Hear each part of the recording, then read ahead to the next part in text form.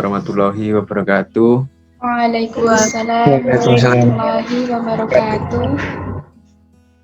Selamat pagi adik-adik siswa-siswa. Bapak ucapkan terima kasih kepada kalian semua. Pada kesempatan kali ini kita akan melakukan kegiatan konseling kelompok. Nah, sebelumnya tanpa mengurangi rasa syukur kita kepada Tuhan Yang Maha Esa, mari kita berdoa terlebih dahulu. Berdoa dimulai.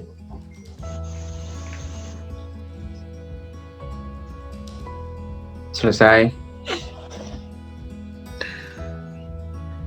Gimana kabarnya? Sehat semuanya? Sehat, Pak. Alhamdulillah sehat, Pak. Alhamdulillah sehat ya. Ini karena keterbatasan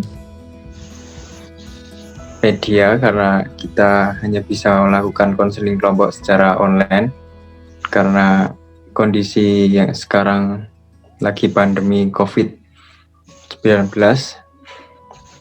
Tidak apa-apa ya. Iya, Pak. Oke. Apa-apa.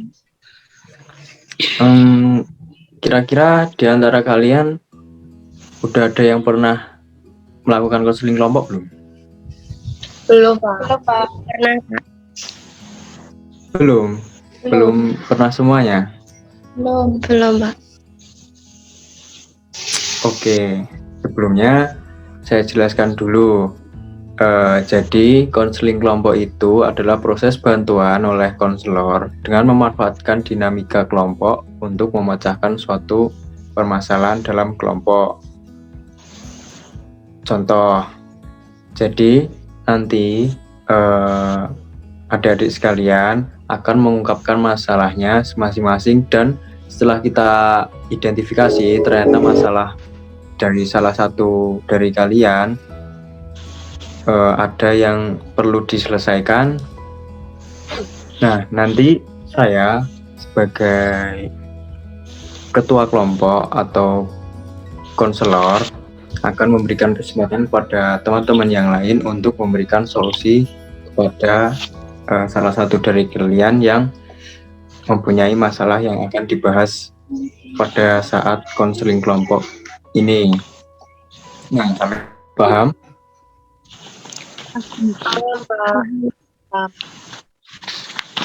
Oke. Sebelum kita melakukan konseling kelompok, alangkah baiknya kita perkenalan terlebih dahulu. Pasti pada belum kenal kan semuanya, dari berbeda kelas semua, atau ada yang sudah saling kenal? Belum, Pak. Belum kenal, Pak.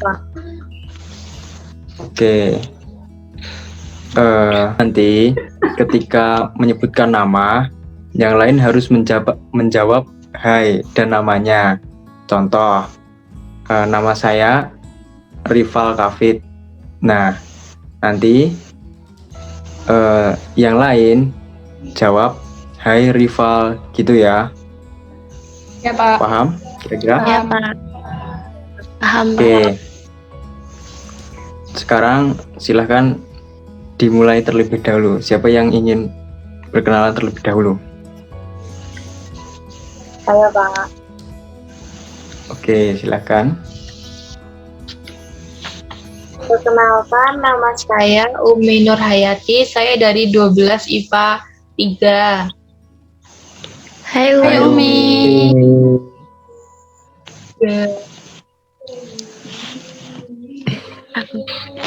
Oke, selanjutnya. Perkenalkan, nama saya Monika Ayu Nur Hayati. Saya dari IPS 1. Hai, Monika.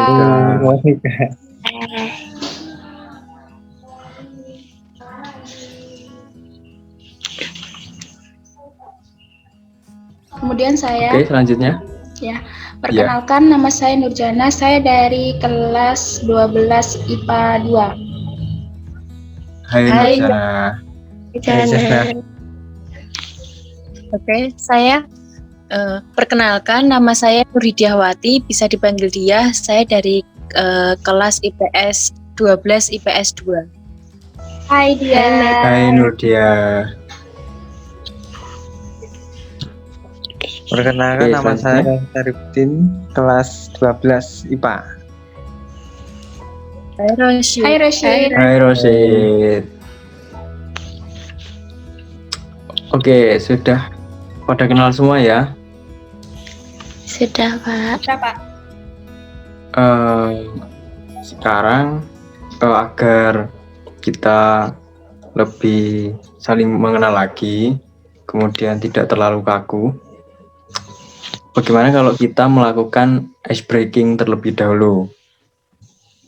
Jadi gini, nanti coba kalian konsentrasi ketika saya bilang hidung, maka kalian menyentuh hidung. Kemudian ketika saya bilang mata, kalian juga harus memegang mata kalian.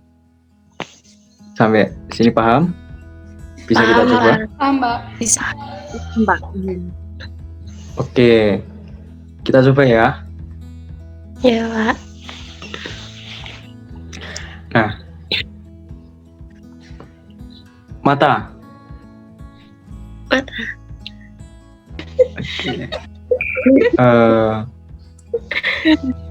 Hidung. Hidung.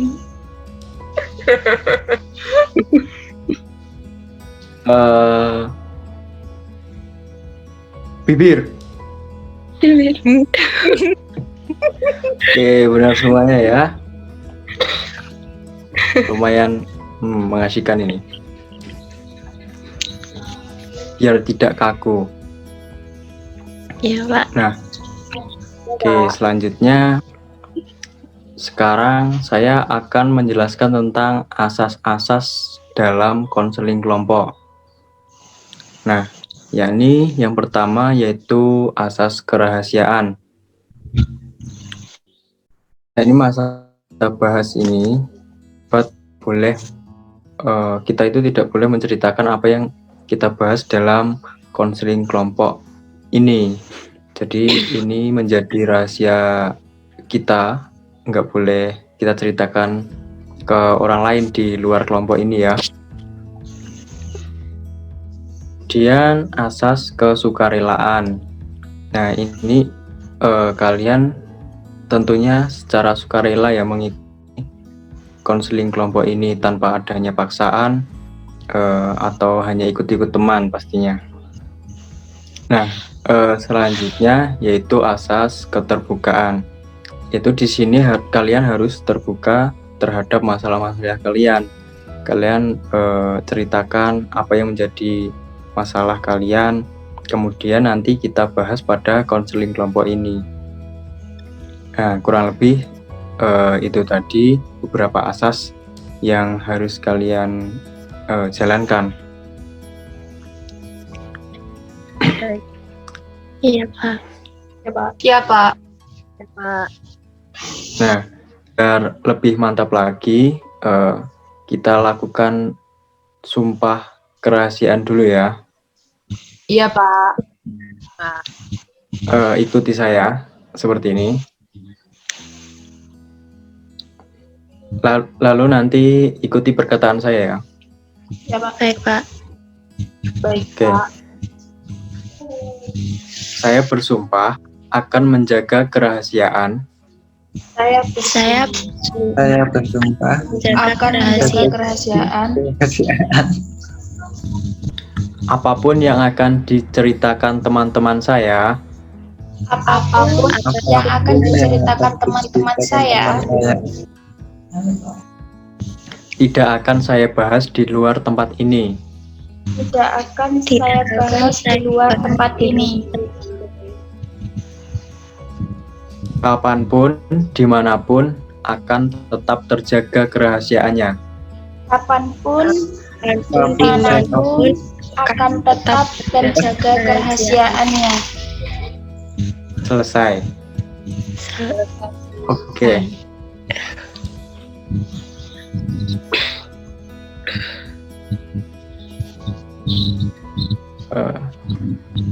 Sebelumnya ada yang ingin ditanyakan dengan konseling kelompok ini tidak? Tidak, Pak. Saya kira Pak. cukupnya. Oke, berarti sudah siap ya kalian untuk melakukan konseling kelompok ini? Sudah siap. Kalau sudah siap semuanya, bagus. Jadi kita bisa mulai sekarang. Nah, sekarang yang pertama kalian coba ceritakan masalah apa yang sedang kalian alami saat ini, yang menjadi pikiran kalian, yang tentunya akan kita selesaikan di konseling kelompok ini secara kelompok dengan teman-teman sekalian. Oke, kita mulai. Yang pertama, bisa diceritakan dulu siapa? Saya tunjuk atau ada yang ingin mengajukan terlebih dahulu? Tunjuk aja, Pak. Tunjuk. Oke, dari Mbak Umi, coba ceritakan masalah Mbak Umi yang sedang Mbak Umi hadapi saat ini.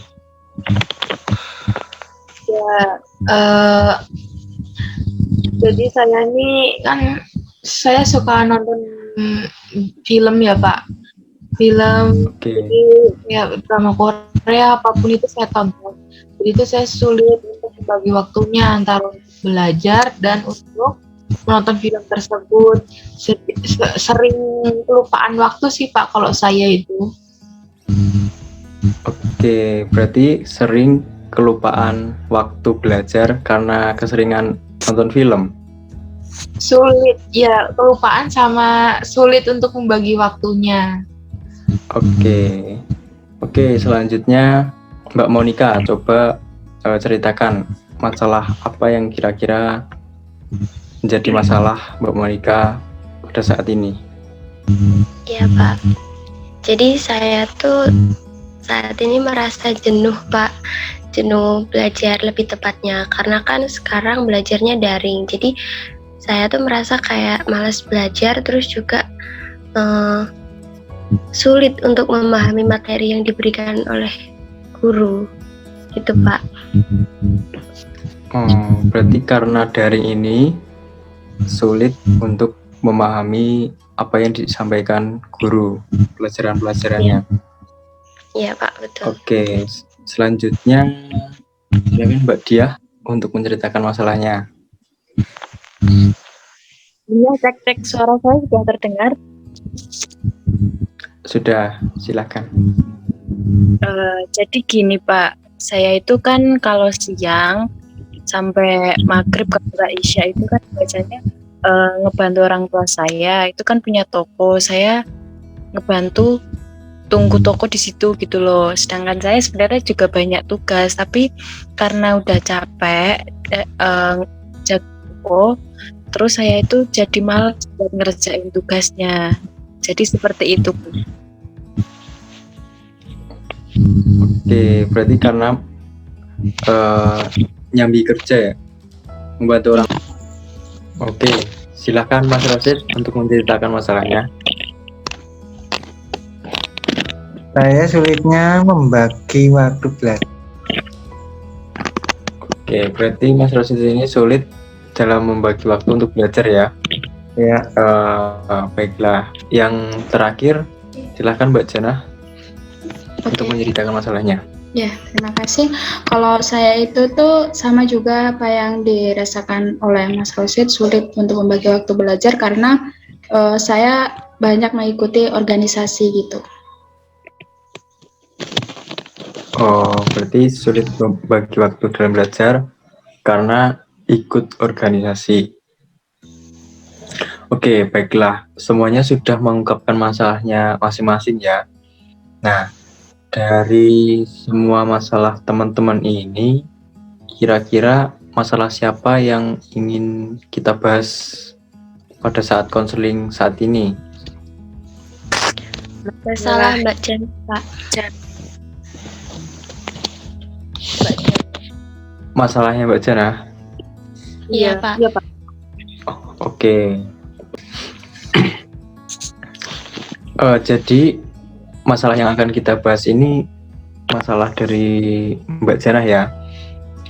Kira-kira dari Mbak Jana bersediakah masalahnya dibahas pada konseling kelompok kali ini? Iya Pak, saya bersedia untuk masalah saya untuk dibahas. Tidak apa-apa. Oke, baik. Bagus kalau gitu. Silahkan Mbak Jana untuk menceritakan masalahnya kembali. Baik, sebelumnya terima kasih pada Pak Rival dan teman-teman memberikan kesempatan kepada saya untuk menceritakan keluh kesah saya selama ini gitu ya tentang masalah belajar. Saya itu sebenarnya sulit untuk menetapkan belajar yang benar gitu loh, karena merasa capek sebab banyaknya organisasi yang saya ikuti, jadi seperti itu.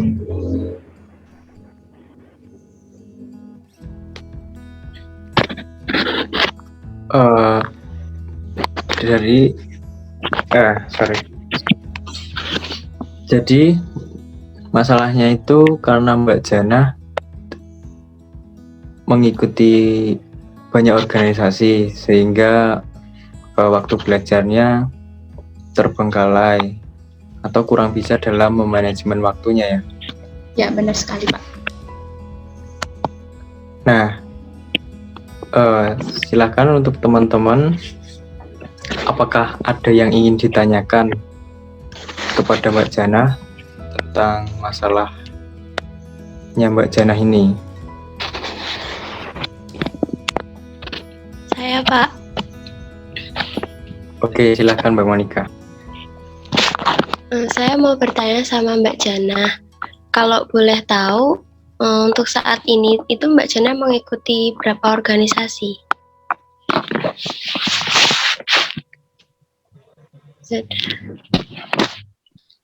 Saya langsung jawab gitu aja ya Pak. Oke, iya silakan langsung dijawab aja. Oke. Kita buat santai aja. Ya Pak. Saya saat ini mengikuti paling enggak tiga organisasi. Yang 2 itu dari sekolah, yang 1 dari luar sekolah gitu. 4. Saya rasa 4, yang 2 dari dalam lingkup sekolah, yang 2 lagi luar sekolah. Tuh. Lumayan banyak ya organisasinya. Ada lagi yang ingin bertanya dengan Mbak Jana tentang masalahnya? Ingin bertanya tentang bertanya kepada Mbak Jana, Pak. Oke, silakan. Apakah Mbak Jana mengikuti 4 kegiatan itu tuh bukan dimarahi ya, nggak dinasehati dengan orang tua apa Mbak? Soalnya kan ya kita tuh sekolah juga harus mementingkan biar cepat lulusnya itu loh Mbak, juga nilai-nilai. Baik, langsung saya jawab ya dari Mbak Umi. Sebenarnya kalau orang tua itu menyerahkan kepada saya sendiri ya, karena sebelum saya mengikuti organisasi kan mesti ada persetujuan dari orang tua gitu, dari pihak organisasi yang mau saya ikuti gitu. Orang tua setuju aja, yang penting saya bisa membagi waktu.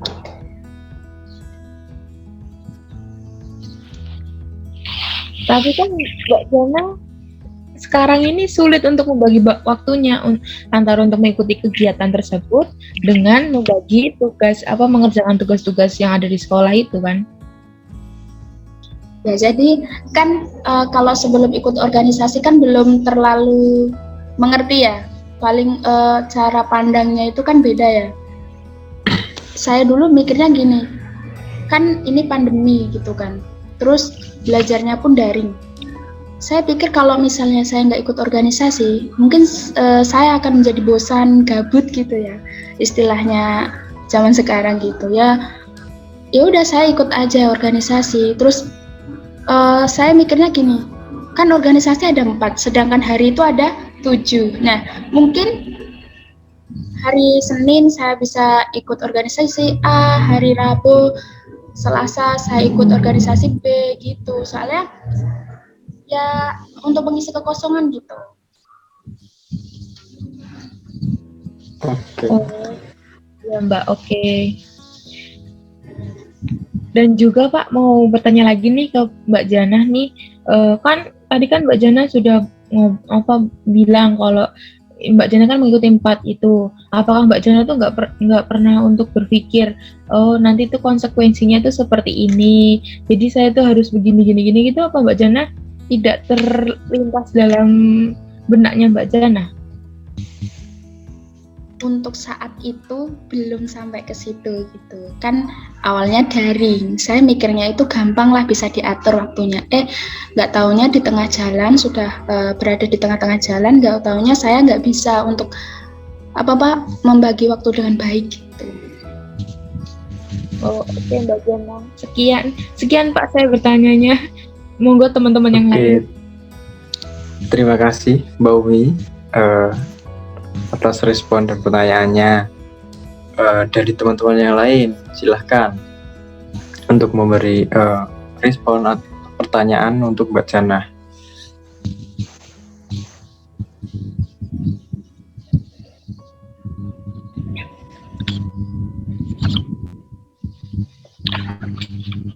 Silakan Mbak Nurdia, ada yang ditanyakan untuk masalah Mbak Jana?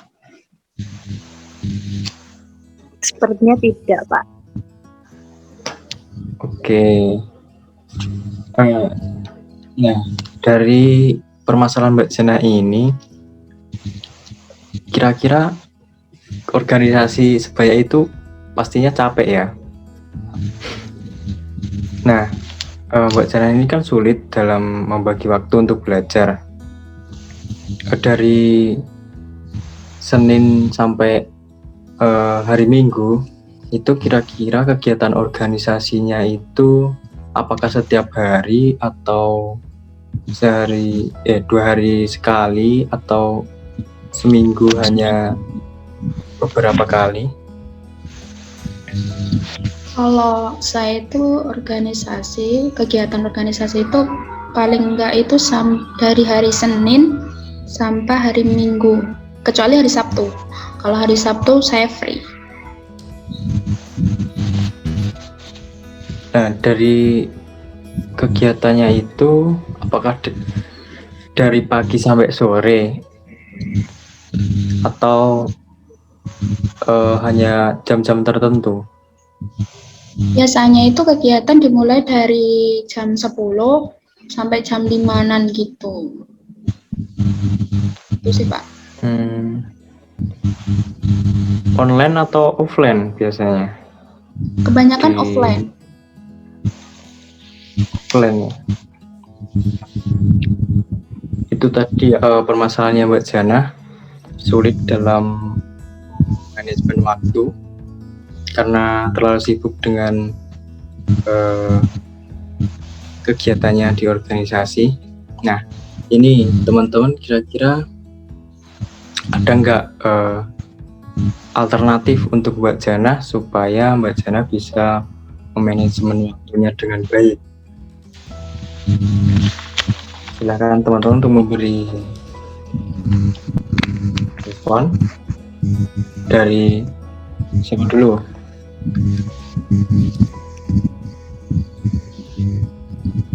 Mbak Umi, silakan. Iya, mungkin kalau menurut pendapat saya, Mbak Jana tuh bisa mengurangi, kan juga kita sudah kelas 3 ya, kan kita sebentar lagi mau lulus, jadi sebisa mungkin Mbak Jana itu untuk mengurangi kegiatannya tersebut sehingga tidak mempengaruhi tugas sekolahnya Mbak Jana dan juga mempengaruhi nilai-nilai di akhir besok itu, Pak. Oke, bagus. Berarti intinya Mbak Jana ini sudah kelas 12. Jadi harus lebih fokus lagi terhadap akademisnya dibanding organisasinya. Atau mungkin organisasi yang kiranya bisa ditinggal, lebih baik ditinggal terlebih dahulu dan lebih mementingkan untuk kelulusannya nanti dan agar nilainya baik saat lulus dari kelas 12 ini. Nah, dari teman-teman yang lain, Mbak Monica, silahkan. Kalau menurut saya sependapat dengan pendapat dari Mbak Umi yang menganjurkan Mbak Jana ini untuk mengurangi organisasinya, karena kan udah kelas 3 juga, dan lebih baik itu mengurangi organisasi yang membutuhkan tenaga ekstra dari Mbak Jana ini dan memerlukan waktu yang sangat ekstra untuk Mbak Jana selalu berorganisasi ketimbang mengerjakan tugas gitu, Pak. Oke, intinya sama ya, kurangi organisasinya dan lebih fokus untuk belajar lagi. Dari Mbak Rodia. Kalau menurut saya lebih baik Mbak Jana itu kalau masih ingin ikut organisasi itu kayak benar-benar yang waktu luang gitu loh, kayak udah belajar atau sudah mengerjakan tugas itu bisa ikut organisasi yang Mbak Jana ikuti seperti itu. Karena Mbak Jana kan udah kelas 3, jadi supaya mementingkan, lebih baiknya supaya mementingkan belajarnya. Seperti itu, Pak.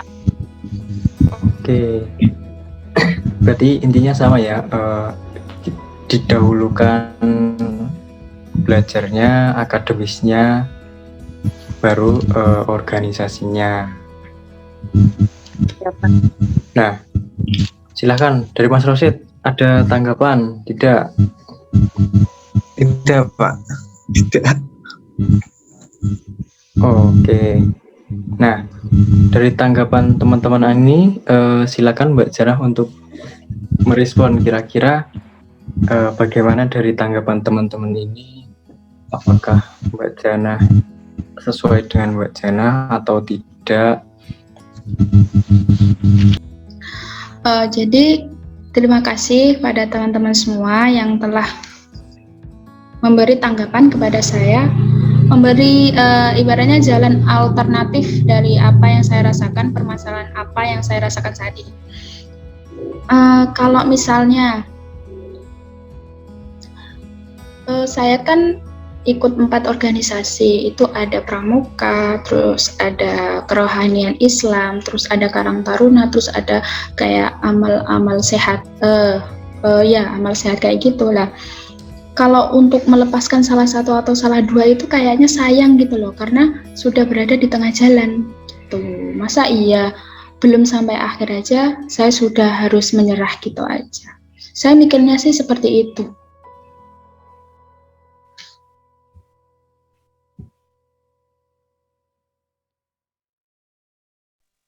Oke.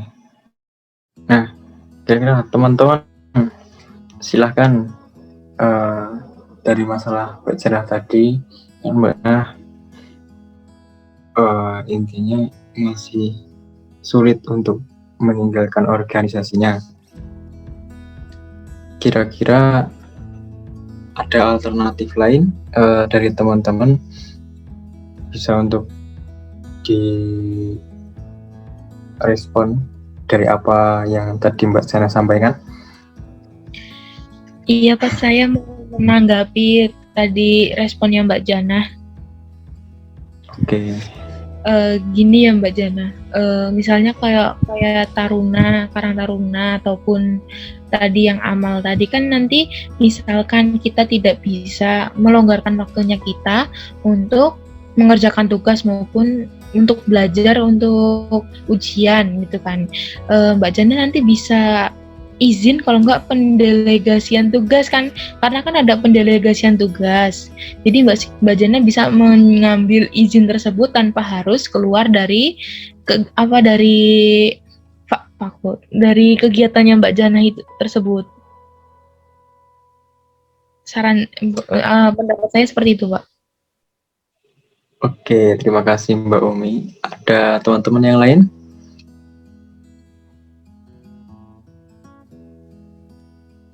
Cek.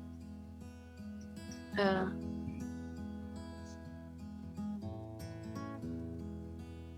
suara saya bisa didengar tidak? Bisa. Oke, silakan Mbak Diah.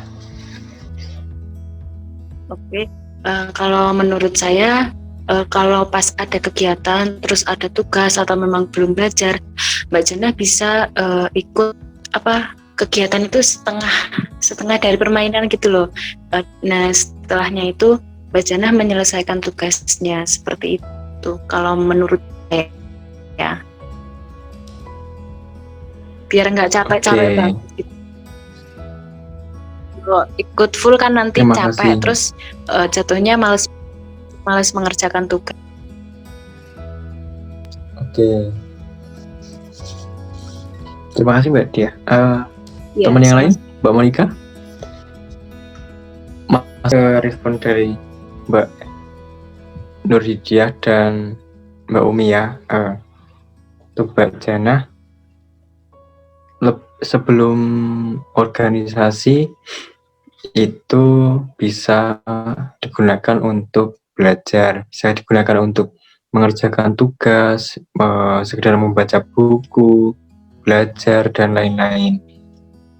Nah, dalam hal ini tentunya Mbak Jana harus memanajemen waktunya dengan baik ya. Nah, dari permasalahan Mbak Jana ini, kita gunakan self management, teknik self management. Nah, apa itu self management?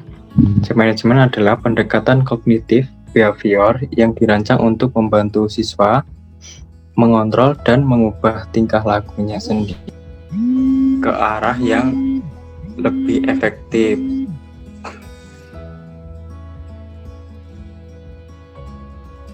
Oke,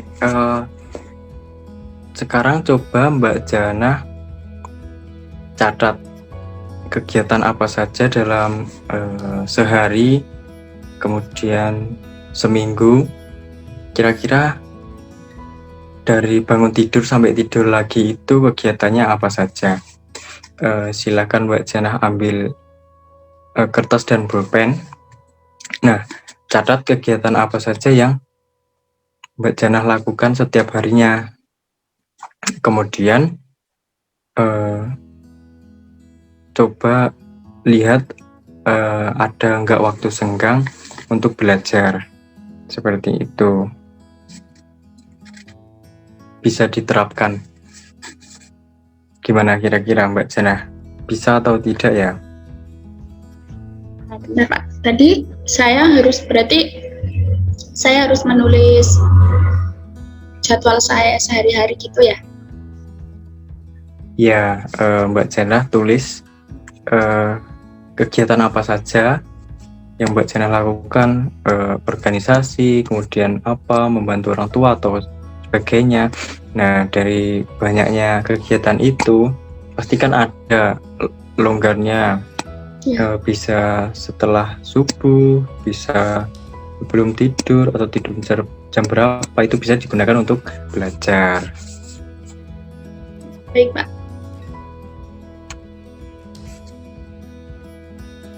Oke. Kira-kira waktu yang pas untuk Mbak Jana bisa belajar atau mengerjakan tugas, kira-kira jam berapa sampai jam berapa? Biasanya itu habis Isya, sampai paling enggak mentok jam 10-an gitu, Pak. Kalau enggak ya hari Sabtu itu kan longgar. Biasanya, tapi kan kadang Pak, hari Sabtu itu kan kebawaannya itu kayak males gitu. Soalnya kan selama 6 hari sudah melakukan kegiatan dan kayak hari Sabtu itu harus memberi sesuatu kebebasan untuk saya gitu. Jadi kalau mau ngerjain tugas itu kebawahnya males gitu. Nah, oke. Dari situ Isa sampai tidur ya. Itu sebisa mungkin Mbak Jana gunakan untuk belajar. Kemudian waktu hari Sabtu ketika tidak berorganisasi, nah itu kan bisa Mbak Jana luangkan untuk belajar atau sekedar membaca buku, mengerjakan tugas dan sebagainya. Nah, kira-kira setelah konseling ini, ada nggak keinginan Mbak Jana ini untuk membagi waktu belajarnya dengan baik antara organisasi dan akademisnya itu seimbang? Dari pendapat dari teman-teman tadi sama ditambah dengan pendapat dari Bapak tadi, saya merasa bahwa ada yang memotivasi gitu loh. Ibaratnya kalau saya sudah mengambil keputusan untuk mengikuti organisasi ini, jadi mau nggak mau harus bisa membagi waktunya gitu. Gitu sih, jadi merasa bahwa ada semangat lagi untuk bisa melaksanakan kewajiban gitu. Oke, bagus. Berarti tentunya setelah ini Mbak Jana harus lebih giat lagi untuk belajar dan tentunya pandai-pandai untuk membagi waktu untuk belajar sehingga antara organisasi dan belajarnya itu seimbang ya. Ya, Nah, agar Mbak Jana ini semangat dalam belajarnya tentunya dan membagi waktunya dengan baik, gimana kalau kita berikan reward kalau misalnya Mbak Jana ini bisa melakukan manajemen waktunya dengan baik? Gimana teman-teman? Apakah setuju? Setuju, Pak. Setuju. Nah, Mbak Jana setuju? Setuju banget, Pak. Oke. Nah, kira-kira dari teman-teman kita beri reward apa untuk Mbak Jana agar dia semangat? Diberikan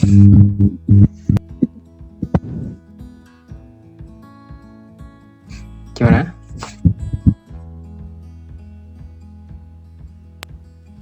diberikan novel. Novel. Oke, dari teman-teman yang lain?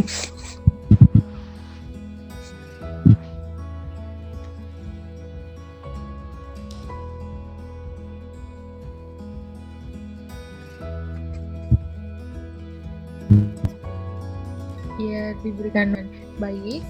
Saya sendiri juga pengen memberikan Mbak Jana sebuah buku catatan. Oke. Setuju ya teman-teman yang lain kalau Mbak Jana kita beri novel? Setuju, Pak. Oke. Setuju, Nah, Pak. kalau misalnya Mbak Jana ini tidak bisa memanajemen waktunya dengan baik, kita beri hukuman atau punishment. Gimana Mbak Jana, setuju? Baik, nggak apa-apa, setuju. Nah, dari teman-teman kira-kira punishment apa untuk Mbak Jana? Disuruh menghafalkan matematika. Disuruh menghafalkan rumus matematika? Gimana ya teman-teman yang lain? Setuju? Setuju, Pak. Setuju. Setuju. Oke, berarti nanti jika Mbak Jana berhasil memanajemen waktunya dengan baik, maka akan mendapatkan novel sebagai bahan bacaan biar Mbak Jana lebih rajin lagi untuk membaca dan belajar. Dan jika tidak bisa memanage waktunya dengan baik, nah nanti akan dapat punishment menghafalkan rumus matematika. Setuju ya? Ya Pak. Karena waktunya sudah mau habis, silahkan teman-teman meninggalkan kelas. Karena waktunya sudah mau habis, silahkan teman-teman mengungkapkan kesan dan pesannya terhadap kegiatan konseling kelompok pada hari ini. Silakan dari Mbak Jana terlebih dahulu. Baik, terima kasih pada Pak Rival. Kalau kesan saya merasa pertama kesannya itu menambah teman. Kedua, bisa mendapatkan solusi alternatif dari masalah saya. Ketiga, saya lebih semangat berkat masukan dari Bapak maupun dari teman-teman. Kemudian kalau pesan saya mungkin jam terbangnya itu lebih ditambahin lagi biar kita itu lebih lebih asik gitu, biar nggak canggung gitu. Oke. Terima kasih. Mungkin dari Mbak Umi. Iya, pesannya semoga Mbak Jana bisa memanage waktunya lebih baik lagi ke depannya, dan juga untuk Pak Rival jaga kesehatan, patuhi protokol kesehatan.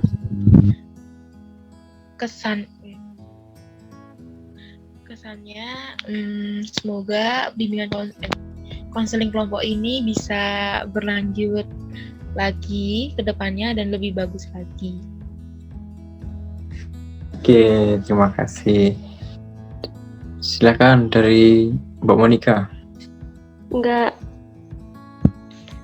Kalau kesannya menurut saya konseling pada hari ini tuh cukup menyenangkan karena dari pendekatan yang sudah Bapak berikan, tidak hanya Mbak Jana saja yang bisa menerapkan, tapi kita semua tuh sehari-hari juga. Untuk pesannya ya semoga kita bisa ketemu lagi dan semuanya sehat. Amin. Oke, sekarang dari Mbak Nur Lydia, apa pesan dan kesannya? Kalau dari saya pesannya semoga Jana bisa mengertinya. Konseling ini menyenangkan karena kita bisa sama-sama menyelesaikan masalah satu sama lain. Seperti itu, Pak. Oke. Dari Mas Rosid, silakan pesan dan kesannya. Semoga bermanfaat untuk kedepannya lagi. Oke, terima kasih. Nah, terima kasih untuk semuanya ya atas partisipasinya. Teman-teman semuanya mau meluangkan waktunya. Mungkin kita akan bahas lagi jadwalnya nanti karena keterbatasan waktunya ya. Kita bisa jadwalkan minggu depan atau setelah ini bisa kita bicarakan di grup jadwal konseling kelompok berikutnya. Terima kasih semuanya. Terima kasih Mbak Jana juga telah mau menyampaikan masalahnya, dan terima kasih teman-teman juga. Semoga sehat selalu, tetap jaga kesehatan, protokol kesehatan selalu dijaga, Eh, terima kasih. Saya akhiri. Wassalamualaikum warahmatullahi wabarakatuh. Waalaikumsalam warahmatullahi wabarakatuh. Terima kasih Pak. Terima kasih teman-teman. Terima kasih semuanya. Saya izin live ya. Sama-sama. Ya.